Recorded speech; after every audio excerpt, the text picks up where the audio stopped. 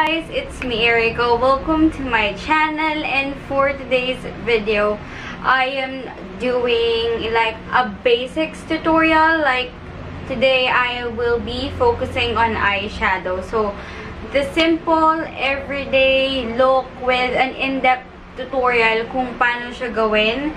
So as you can see, I'm not wearing any foundation or anything on my face. I just have my brows on just because my skin condition isn't really good right now. Kasi ang dami kong pimples na lumalabas. I do not know why. Maybe because it's way too hot. And then I've changed my diet. I constantly change my diet because I'm trying to lose weight.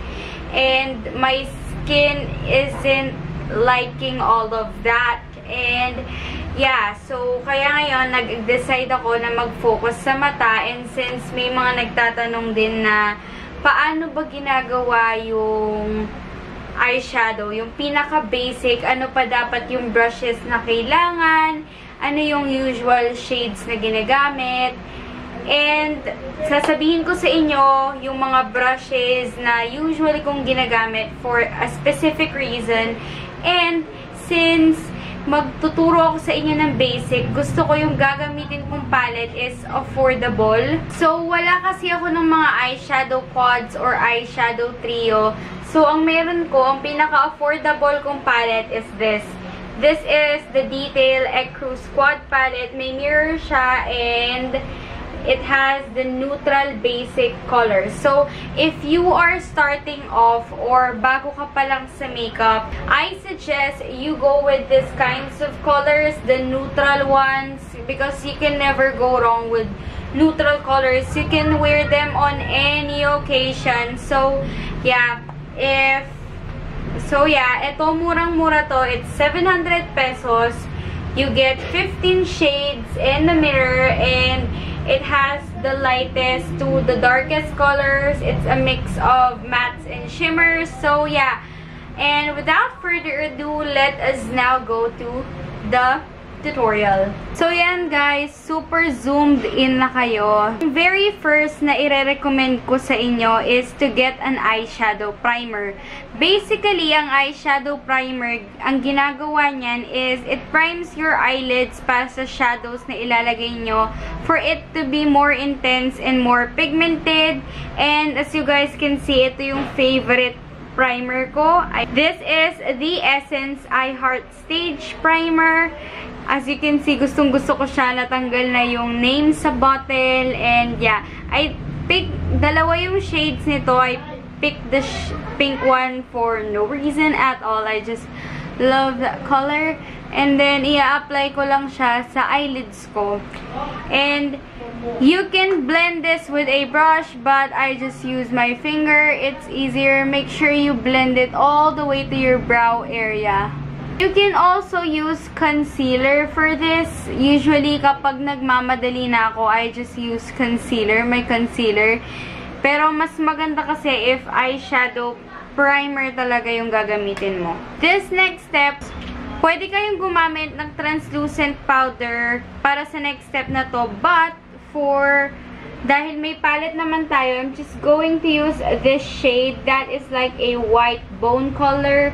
This is the shade called Biscuit in this palette, and I am just going to use this to set my eyelid area. So basically, you can use any type of brush.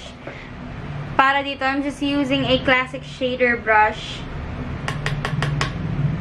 Tapping off the excess, and then ipapat ko lang yan. Ang ginagawa nito, it sets your base. So, I am taking that even onto my brow bone. This will act as the brow bone highlight as well. So, pwede din namang translucent powder yung gamitin nyo para dito. Pero since may palette na tayo, yun na lang yung gagamitin ko. Once na naset na yan, pwede na tayo mag-proceed dun sa mismong eye look. I will be taking this kind of brush. It's really fluffy. As you guys can see, super fluffy niya. This is good for transition shades. So, bakit tayo naglalagay ng transition shades? We basically put transition shades para mas magandang mag-blend yung colors na ilalagay mo on top of that. So, for a transition shade, I will be using this cool toned brown shade in the palette called Touch Brown. So, I will just be taking that onto my brush. And then, always tap off the excess para hindi puno ng pigment yung eyes nyo, guys. And para maiwasan yung fallout. So, isang tip din na mabibigay ko is do your eyes before you do your face. Kasi, especially if you have a new palette, hindi nyo patansyado yung fallout niya, it's better to do your eyes first para if magka-fallout, you just wipe it off. I-place lang natin yan dito sa crease area natin.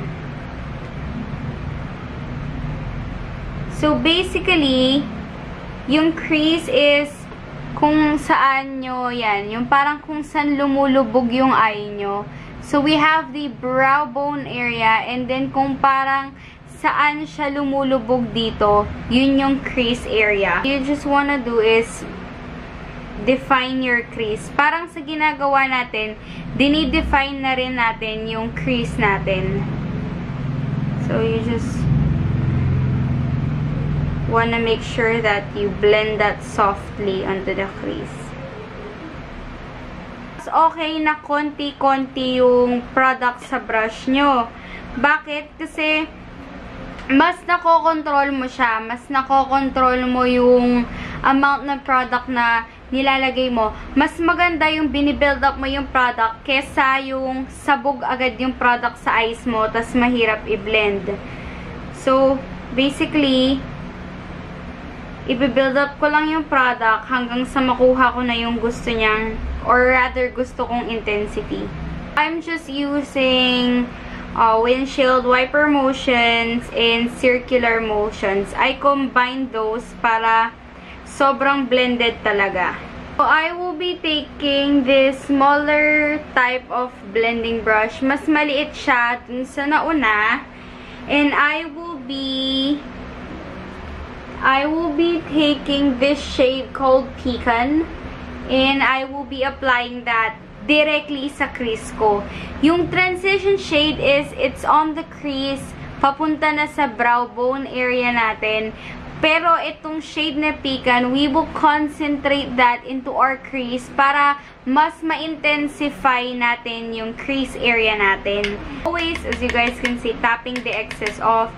Just because takot ako na masobrahan sa pigment. So, what I usually do with my eye looks is that I start here at the outer corner and then I drag it to my crease area.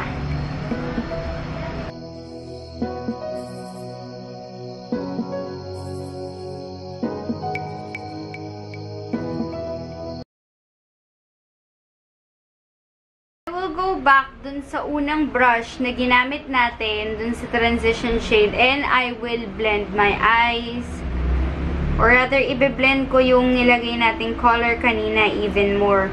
So it's really good that you go back and forth with the brushes that you use, just because the key to a really good eye look is blending. So I will just blend that. The next step I'm going to do is put the shimmer shade down, and I will be using this shade called Bagel. I hope I'm saying that right. This shade right here, I will be putting that all over our lids. You can opt to use your fingers, or you can use a flat shader brush. This is what a flat shader brush looks like. You can apply it in two ways. You can wet the brush for a much more intense pigment, or just leave it dry and pack on the product. For today's video, I will be using my pinky finger.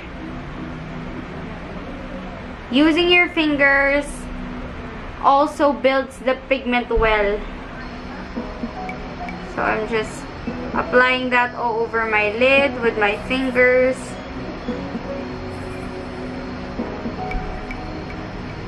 You can already stop doing your top lid at this look, but if you will take this to like a night out look, because this is definitely for your everyday daytime look. If you want to like take it even a step up, you can use this shade called Buff and put that on your outer V, which is what I'm going to do today para ipakita ko sa inyo na pwede nyong gamitin yung eye look na to para sa daytime and touch up with a darker shadow to take it into like a nighttime look. So for that, I can use the same brush that I used para doon sa crease, para doon sa shade na pecan kanina. And ito, gagamitin ko yung shade na Buff. Sa outer lang, outer corners lang ng mata. Build mo lang dyan. And take it a bit to the crease as well para lang magpantay. From outer V, idalin mo siya ng konti sa crease mo. So, i-concentrate mo muna siya sa outer area. Tapos saka mo siya i-drag paunti-unti sa crease mo. I'm going to do is take the first blending brush we use, which is this fluffy one, and blend the edges. Pwede nyong lagyan ulit ng shade na touch brown kanina, which pwede kayong bumalik na to sa shade na to kanina, guys. Dip nyo na isang beses yung brush nyo, and then i-blend nyo na yung edges nito. Usually kasi, after kong nagawa itong sa top lid area ko, I'll finish the rest of my face. Or gagawin ko yung base ko, yung concealer ko, and the translucent powder. And then saka ko gagawin yung lower lash line ko. For today, gagawin natin diretso yung lower lash line ko. Imagine nyo na lang na may concealer and powder dyan. For the lower lash line, I use a pencil brush.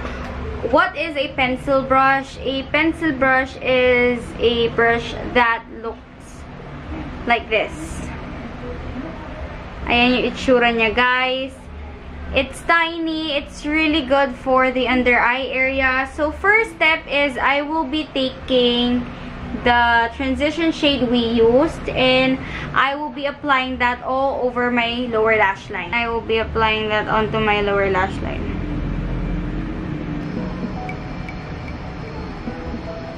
So, this might make you feel uncomfortable at first kasi parang tinutusok niya yung mata nyo or something. But, sa kalaunan, once you do your makeup every day or kapag nasanay na talaga kayo, it's going to feel like nothing. After putting that, we will put on the next shade called Pecan. We will be applying that on our lower lash line as well. Pero hindi natin siya itadrag hanggang sa inner part. As you guys can see, dinrag ko yung unang shade hanggang sa inner part. Pero ito, magsa-stop ako about halfway.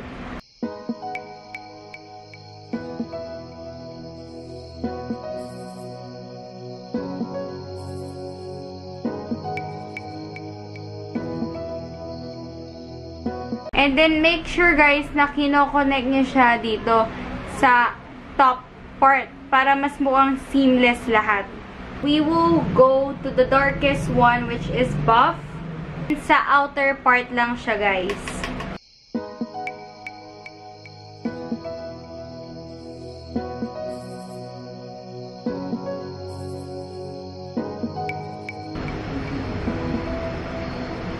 The last thing that I do is I highlight my inner corners and I go for this color or this color depending on the mood. For today's look, I will be using this shade to highlight my inner corners with. I have this super itty bitty brush that I use to highlight my inner corners. It's the best for highlighting the inner corners. This just opens up the eyes and just brings light to it. Ito din naman na gamitin nyo din yun pang highlight ng brow bone area. You can use that as well to even amplify your brow bone area. Konti-konti lang. I don't usually go for the shimmery brow bone look, but for today's sake, I will do that. So normally, yung gagawin ko, I will just go back to this shade and highlight my brow bone area, and then use this shade to highlight my inner corner. But for today, I just highlighted my brow bone area with that inner corner highlight shade that we use to show you guys that side or that look. Ayan na yung end look ng eyes. It's just simple, really easy to do. Pwede sa kahit na anong occasion. It's just a simple daytime look na you can take to a nighttime look with just the use of a single shade na pinakita ko sa inyo, guys. So that's it for this video, guys. If you liked this video, then please give this video a thumbs up and click that subscribe button down below to be a part of my family. Also, if you want to be updated on my future uploads, then click on that bell button beside the subscribe button. And yeah, thank you so much for watching, and I will see you on my next video. Bye, guys!